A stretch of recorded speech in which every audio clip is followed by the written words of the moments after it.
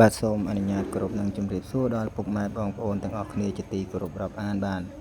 ថ្ងៃនេះខ្ញុំបាទសូមបង្ហាញបាទវីដេអូមួយបាទនៅឡានស្ទូចបាទឡានស្ទូចនេះស្ទូចខ្ចុះម៉ែបងប្អូនបាទស្ទូចខ្ចុះឆ្លងរបងសាលារៀនបាទថ្ងៃនេះសាលាបឋមសិក្សាបុរនីហ៊ុនសែនដំណាក់បាទទទួលបានការឧបត្ថម្ភបាទខ្ចុះមួយបាទខ្ចុះសម្រាប់បណ្ណាល័យចល័តបាទពីលោកប្រធានមន្ត្រីអប់រំយុវជននិងកីឡាខេត្តកែបម៉ែបងប្អូនបាទដោយសារខ្ចុះនេះខ្ពស់កម្ពស់ខ្ពស់ហើយគាត់ដឹកគោយន្តមកអញ្ចឹងហើយចូលតាមខ្លងទ្វារអត់រួច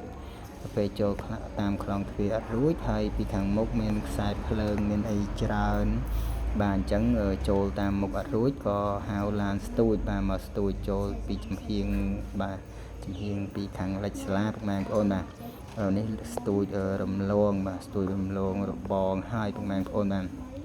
ខ្ចុះនេះជាប្រភេទខ្ចុះខ្នាតធំពុកម៉ែបងប្អូនហើយជាប្រភេទឈើបាទឈើល្អពុកម៉ែបងប្អូនមិនមែនជាខ្ចុះធ្វើអំពីឫស្សីទេពុកម៉ែបងប្អូនណាធ្វើអំពីប្រភេទឈើនេះគឺប្រភេទឈើបាទក្លឹមល្អណាពុកម៉ែបងប្អូនបាទ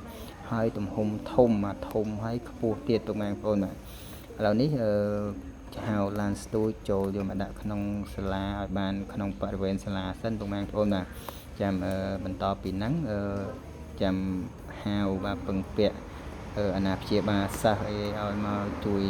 សែងជួយរំកិលយកទៅដាក់ទីតាំងមួយដែលសមស្របដែលយើងចង់បាន